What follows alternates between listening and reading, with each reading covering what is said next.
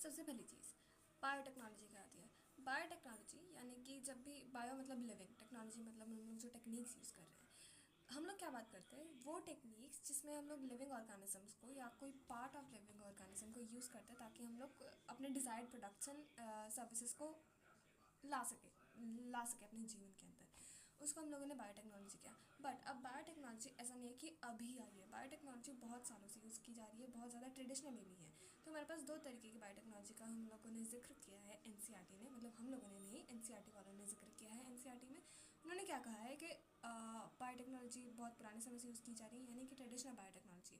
अब traditional biotechnology में हमारे पास क्या होता है कि हाँ, जब हम लोग पूरे कंप्लीट ऑर्गेनिज्म को यूज़ करते हैं, पूरे कंप्लीट ऑर्गेनिज्म को लेते हैं ताकि हम लोग अपना डिज़ायर्ड प्रोडक्ट एंड सर्विसेज को बना सकें, उसको हम लोगों ने ट्रेडिशनल बायोटेक्नोलॉजी किया है। अब इसमें हमारे पास कर्ड का एग्जांपल आता है जिसमें हम लोगों ने लैक्टोबैसिलस ऑर्गेनिज्म लिया, मतलब माइक्रोब लिया, और इडली डोसा, और हमारे पास वाइन्स आती हैं एक्सेट्रा जिसमें ईस्ट वगैरह डलता है।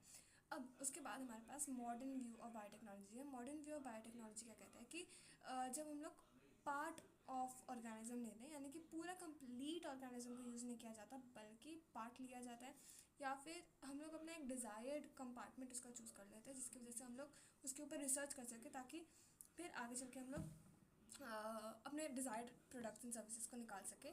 तो वो हमारा मॉडर्न व्यू ऑफ बायोटेक्नोलॉजी हो गया। अब इसमें हमारे पास एग्जांपल है genetically modified vaccine, side genetic vaccine है, एंड हमारे पास आईवीएफ का एग्जांपल है इसमें। अब ये तो था मॉडर्न एंड ट्रेडिशनली अलग अलग तरीके से।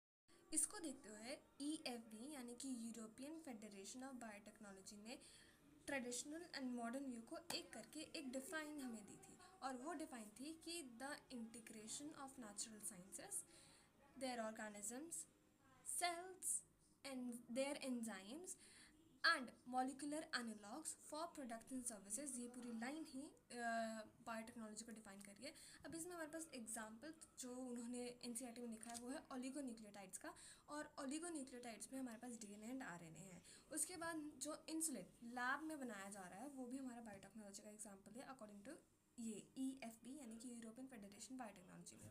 अब बायोटेक्नोलॉजी ये तो नहीं है कि ट्रेडिशनल एंड मॉडर्न व्यू पढ़ेंगे चैप्टर खत्म हो जाएगा, ऐसा नहीं है, बल्कि बायोटेक्नोलॉजी को पढ़ने के लिए हमारे पास दो प्रोसेसेस आते हैं, यानी कि genetic engineering and bio process engineering.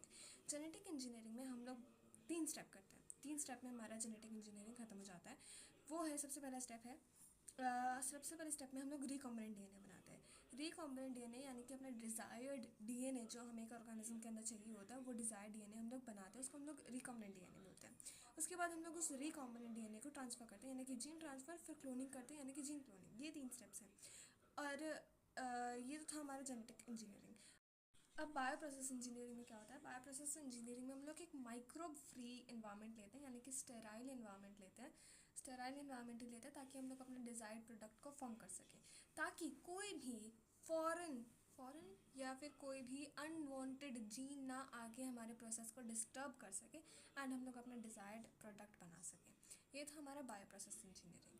अब genetic engineering bio process engineering की बात हमने कर ली, लेकिन अब हम लोग जेनेटिक इंजीनियरिंग करते कैसे हैं। सबसे पहले मैंने बोला कि रिकॉम्बिनेंट डीएनए बनाते हैं। अब रिकॉम्बिनेंट डीएनए बनाने के लिए हम लोगों ने एनसीईआरटी में एक प्लांट से लिया जिसमें हम लोगों ने डीएनए को कट कर लिया थोड़ा सा, जो डिज़ायर डीएनए है हमारे लिए उसको उस उतने डिज़ायर डीएनए को हमने कट कर लिया बाय मॉलिकुलर सीजर्स। और मॉलिकुलर सीजर्स का नाम नहीं दिया है तो नहीं बात करते उसके बारे में। अब दूसरा हमने लिया है एक प्लाज्मेट। हम लोग जनरली प्लाज्मेट को ही लेते हैं ताकि हम लोग उसको ट्रांसफ़र एंड रेप्लिकेट करने में आसानी हो एंड कोई भी और आगे जाके ड्रॉबैक्स ना मिले हमें। अब प्लाज्मेट को भी हमने उतना डिज़ायरेबल कट कर लिया जितना हम लोगों को चाहिए। अब उन दोनों को हम लोगों ने मॉलिकुलर ग्लू के साथ अटैच कर दिया। अब मॉलिकुलर ग्लू को हमने मतलब किस चीज़ को हमने मॉलिकुलर ग्लू का है, तो डीएनए लाइगेजेस को हम लोगों ने मॉलिकुलर ग्लू की तरह यूज़ किया है ताकि हम लोग उसको अटैच कर सकें। अब अटैचमेंट के बाद ये हमारा रिकॉम्बिनेंट डीएनए बन चुका है।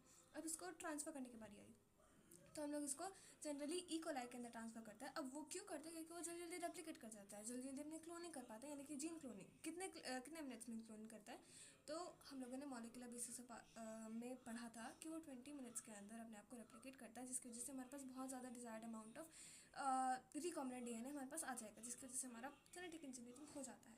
अब इंट्रोडक्टरी पार्ट। अब क्वेश्चन आता है कि how was the first recombinant DNA made. तो हमारा 1972 के अंदर स्टेनली कोहन ने हमारा पहला रिकॉम्बिनेंट डीएनए बनाया था। और वो किससे बनाया था? उन्होंने एक एंटीबायोटिक रेजिस्टेंट जीन को किसके साथ क्लोन नहीं किया था, किसके साथ रिकॉम्बिनेंट करवाया था? उन्होंने करवाया था सैल्मोनेला टाइफूरियम। सैल्मोनेला टाइफूरियम है, ना कि सैल्मोनेला टाइफी। टाइफी एंड टाइफूरियम अलग अलग है। सैल्मोनेला टाइफूरियम के साथ उन्होंने रिकॉम्बिनेंट करवाया एंड हमारा रिकॉम्बिनेंट डीएनए बना के उसको अगेन इकोलाई के अंदर ही ट्रांसफ़र किया एंड क्लोनिंग करवाई, क्योंकि अल्टीमेटली वही एक चीज़ है जो कि जल्दी जल्दी हमें बहुत ज़्यादा desired amount of recombinant DNA हमें दे सकता है। अब बहुत सारे स्टेप्स आते हैं हमारे पास जेनेटिक इंजीनियरिंग के लिए, उसको जल्दी जल्दी पढ़ते हैं। अब हमारे जेनेटिक इंजीनियरिंग में बहुत सारे प्रोसेस आते हैं। सबसे पहला प्रोसेस जो बहुत सारे स्टेप्स आते हैं, प्रोसेसेस नहीं, सबसे पहला स्टेप जो हमारे पास है वो है identification and isolation of DNA. हम लोगों ने आइडेंटिफाई किया, आइसोलेट किया उस डीएनए को जो डिज़ायर्ड डीएनए हमें चाहिए।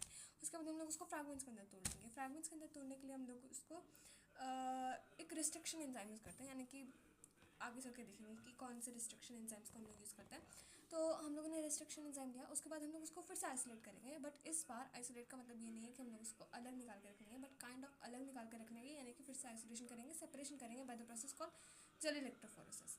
जेल इलेक्ट्रोफोरेसिस के बाद हम लोग पीसीआर करते हैं, यानी कि पॉलीमरेज चेन रिएक्शन करते हैं। पॉलीमरेज चेन रिएक्शन के अंदर हम लोग जनरली क्या करते हैं कि उसके मल्टीपल कॉपीज़ बनाते हैं। अब वो मल्टीपल कॉपीज़ बनाने के बाद हम लोग उसको लिंकेज करते हैं, यानी कि उसकी लिंकेज करते हैं with different types of vectors.